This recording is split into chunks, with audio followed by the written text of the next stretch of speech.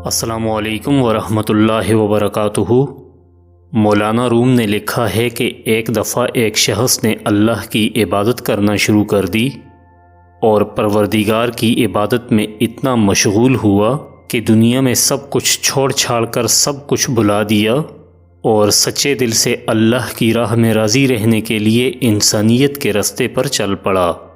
مولانا روم کہتے ہیں کہ ایک وقت ایسا آیا کہ اس کے گھر میں کچھ کھانے کو بھی نہ بچا، اور ہوتے ہوتے وہ وقت بھی آیا کہ گھر باہر سب ختم ہو گیا اور وہ شخص چلتے ہوئے موت کے انتظار میں گلیاں گھومتا رہا کہ اب پلے تو کچھ بچا نہیں، بس موت کا انتظار ہے، اللہ سنبھال لے۔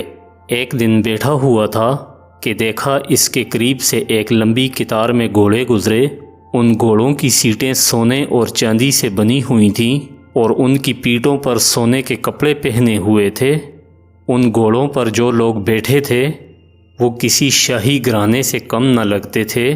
ان کے سروں پر سونے کی ٹوپیاں تھیں اور ایسے معلوم ہو رہا تھا کوئی بادشاہ جا رہے ہیں۔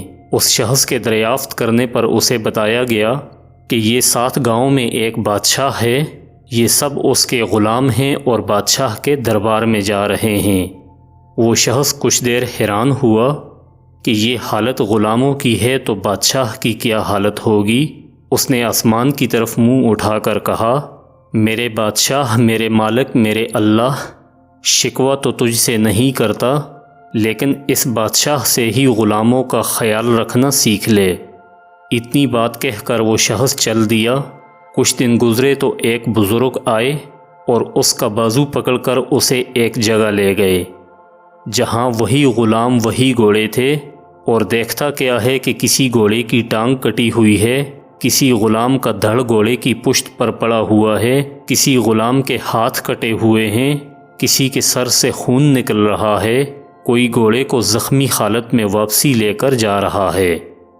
وہ شخص حیران ہوا اور بزرگ سے پوچھا، جناب آپ کون ہیں اور یہ سب کیا ماجرا ہے؟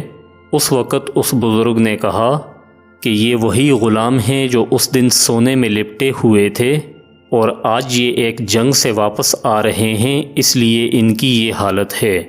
مجھے خواب میں بس اتنا کہا گیا ہے کہ اسے کہنا بادشاہوں کے لیے قربانی دینا بھی ان غلاموں سے سیکھ لے۔ میرے بھائیو، حقیقت میں ہمیں قربانی دینا آیا ہی نہیں، چاہے وہ دین کے لیے ہو یا دنیا کے لیے۔